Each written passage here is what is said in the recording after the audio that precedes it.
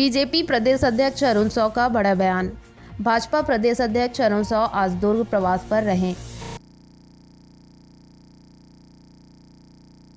जहां उन्होंने राज्य सरकार पर आरोप लगाते हुए कहा, छत्तीसगढ़ में अंडरवर्ल्ड से भी खतरनाक शराब घोटाला हुआ है।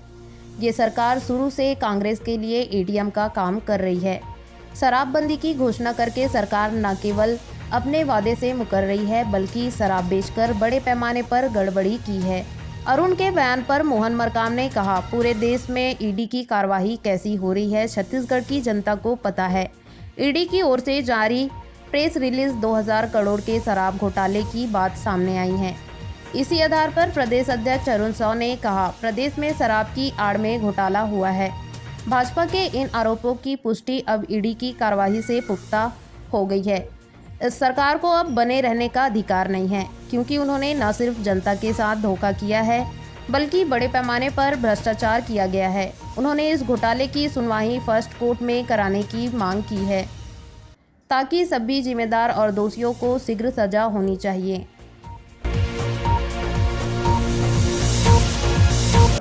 कुछ निजी कार्यक्रमों से दुर्ग आना हुआ है। दुर्ग भिलाई तय किया कि कार्यकर्ताओं से मिलूंगा, बातचीत करूंगा, और इस नाते पार्टी के जिला कार्यालय में आया हूं। सभी कार्यकर्ताओं से मुलाकात करूंगा, मिलूंगा, सबके हालचाल जानूंगा, पार्टी की गतिविधियां क्या चल रही है इसकी भी जानकारी लूंगा। मुख्यमंत्री जी ने कहा है कि 75 पार का समीकरण बैठाएंगे और भाजपा का जो है 12 से 15 में सीट डालेंगे। अब भूपेश बघेल जी ने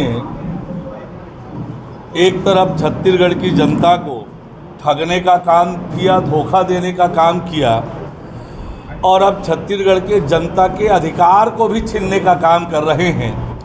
किसको कितनी सीटें देना है ये जनता तय करेगी, और जनता के उस अधिकार को छीनने का भी काम भूपेश बघेल जी कर रहे हैं। वास्तविकता ये है कि आज छत्तीसगढ़ की जनता ने तय कर लिया है राज्य से भूपेश बघेल की सरकार की छुट्टी करने का, विदाई करने का, और उसके पीछे कारण है।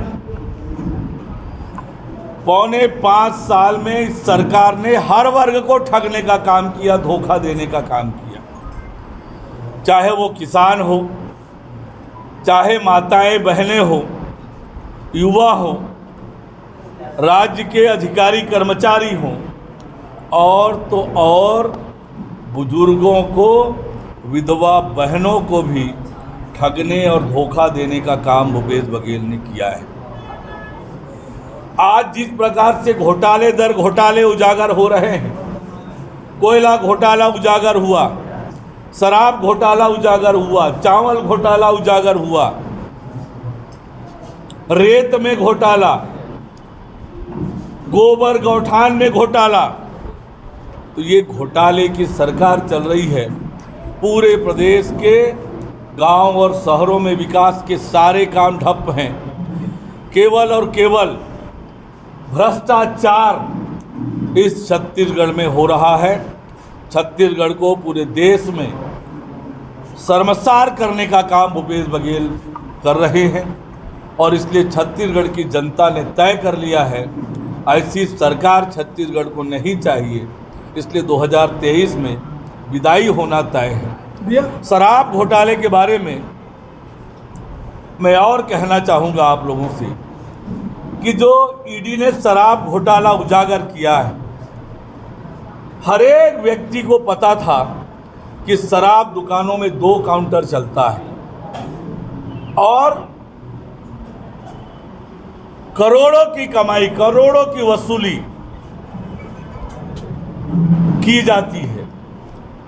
और कितना गंभीर मामला, डिस्टिलरी से सीधे दुकानों में शराब, वह भी बिना होलो मार्क लगाए, नकली होलो मार्क लगाकर, बिना टैक्स पटाए, और वो भी नकली शराब। नकली शराब से लगातार मौतें हो रही है। लोगों के स्वास्थ्य के साथ खिलवाड़ करने का काम केवल और केवल अपनी कुर्सी बचाने के लिए, घोटाला करने के लिए छत्तीसगढ़ के लोगों को नकली और कच्ची शराब पिलाकर उनके स्वास्थ्य और जीवन से खिलवाड़ करने का काम ये सरकार कर रही है। जिस प्रकार से भी पीएससी का घोटाला हुआ, आज छत्तीसगढ़ का आम युवा आक्रोशित है, नाराज है, परेशान है। इतना कठिन मेहनत करके परीक्षा देने की तैयारी करते हैं और जब रिजल्ट आता है तो उनके सपनों को चकनाचूर करने का काम ये भूपेश बघेल की सरकार करती है। ये छत्तीसगढ़ के युवाओं के साथ धोखा, ये छत्तीसगढ़ के युवाओं के साथ अन्याय और अत्याचार है। हम छत्तीसगढ़ के उन नौजवानों के साथ खड़े हैं। ऐसे मैं कितनी बातें बताऊं। अभी हमारा अभियान चल रहा है, चल वो गौठान खोल वो पोल। सरकार की पोल खुल रही है। लाखों करोड़ों रुपए लगाकर गौठान बनाया है।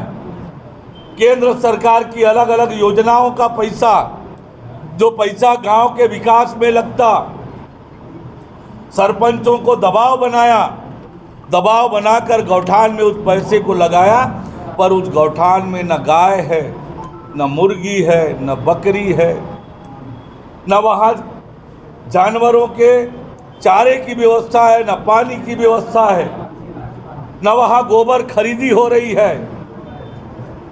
उन गौठानों में किसी प्रकार की कोई गतिविधि नहीं हो रही है। अनेक स्थानों पर तो गौठान में लाखों खर्च हुआ है, पर वहाँ ताला लगा हुआ है। अभी जब भारतीय जनता पार्टी के लोग जा रहे हैं तब उसका ताला खुल रहा है। ये हालात हैं इस प्रदेश के, और इसलिए मैंने जो कहा कि छत्तीसगढ़ की जनता ने तय कर लिया है इस सरकार की 2023 में छुट्टी